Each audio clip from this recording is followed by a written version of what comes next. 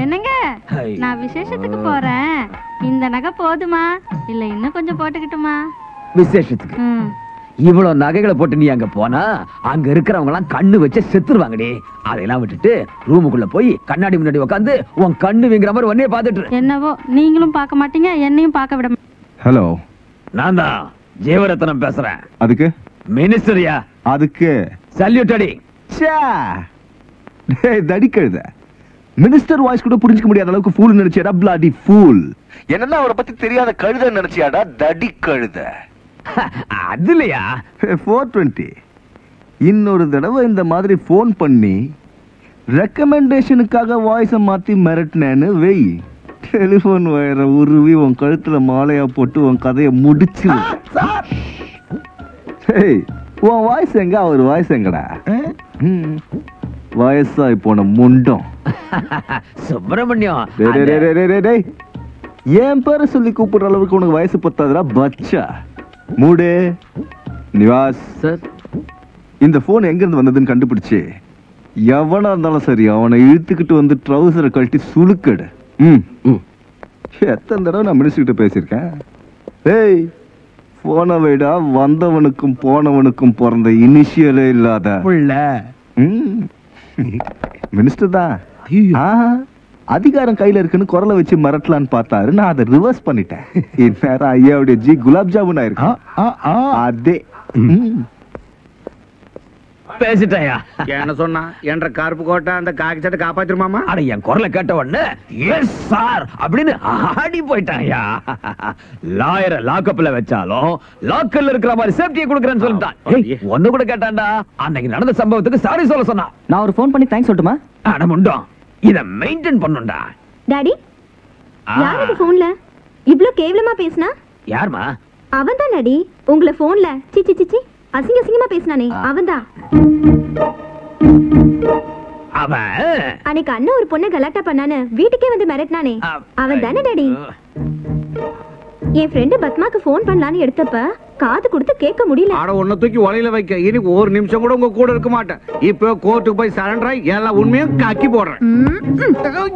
அப்புறம் ஃபேமிலி மொத்தத்தையும் நான் க்ளோஸ் பண்ணிடுவேன். ஆட போய வெண்ண வெட்டி. நீ மந்திரி, உனக்கு பாதுகாப்பு கொடுக்கறதுக்கு கருப்பு பூனைங்க இருக்குது. இப்ப கலெக்டர் மனு வாங்குறதுக்கும் கொடுக்கறதுக்கும் 10 பேர் சுத்தி நிப்பாங்க. எனக்கு ஏமா இருக்கிறான் கருப்பு கோட்டும் கண்ணாடியும் தவிர. நீங்க பேசாம 4-5 ரவுடிங்களை கூடவே வச்சுக்கோங்க அங்கிள். ரவுண்ட் தி கிளாக் கவலையே இருக்காது. புலி மாதிரி இருக்காங்க ஐயா. புலி போச்சலடா அவங்கள. இப்ப பூனைங்கடா அவனுங்க.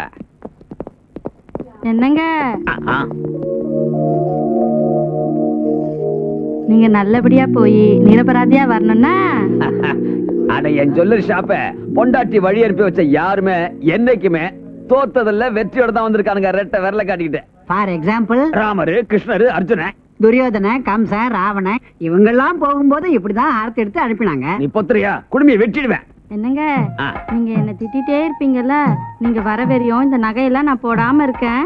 வேணாண்டி, இருக்கிற நகை எல்லாத்தையும் போட்டுக்கிட்டு பூஜை ரூம்லயே உட்காந்துட்டு நான் வர வரைக்கும். ஆனா ஒண்ணு, வெளியே மட்டும் வந்துடாத, இன்கம் டாக்ஸ் யாரும் பாத்துருவாங்க.